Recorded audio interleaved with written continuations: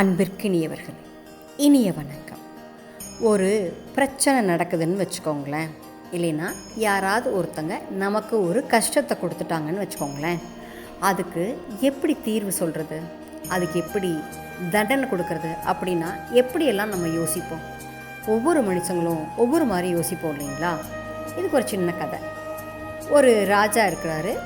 அந்த ராஜாவுடைய அரண்மனை தோட்டத்தில் ஒரு ஆள் மாம்பழத்தை திருடிடுறார். மாம்பழம் அடுத்தவங்களுடைய மரத்தில் திருடுறதே தப்பு. அதுவும் ராஜாவோட அரண்மனைக்குள்ளே இருந்து திருடுறது அதை விட தப்பு. இதில் இன்னொரு விஷயம் என்னென்னா, அவர் அந்த மாங்காய் பறிக்கிறதுக்காக கல் எடுத்து அந்த மரத்து மேலே போடும்போது மரத்தில் பட்டு அந்த கல் ராஜாவோட நெத்தியையும் பதம் பார்த்துருது.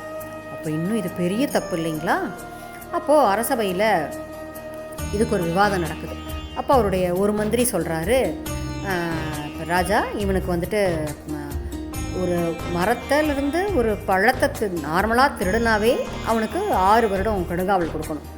இன்னும் அது அரண்மனையிலேருந்து திருடி இருக்கிறான், அப்போது 8 ஆண்டுகள் கொடுக்கணுங்கிறார். அதுக்கு இன்னொருத்தர் சொல்கிறாரு, இல்லை ராஜாவுடைய நெத்திலையும் அடிச்சிட்டான், கல்லால் அடிச்சிட்டான், அதனால் 16 வருஷம் போடணும் அப்படின்னு அவர் சொல்கிறார். அப்போ அங்கே ஒரு ஞானி, நல்ல ஒரு வயதான ஒரு ஞானி உட்காந்துருக்காரு.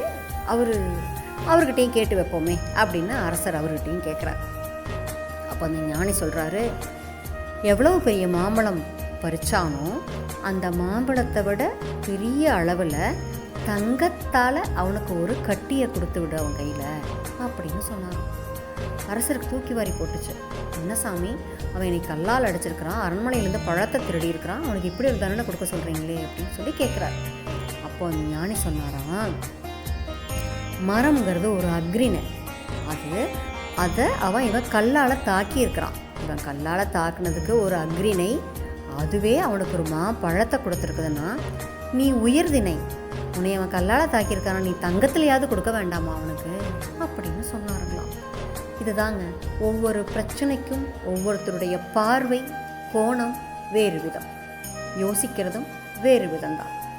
நம்ம ஒரு துன்பம் ஏதாவது ஒன்று படுறோம் அப்படின்னா அதுக்கு தண்டிச்சு தான் நம்ம வந்துட்டு அவங்க அதுக்கான தீர்வு கண்டுபிடிக்கணும்னு இல்லைங்க.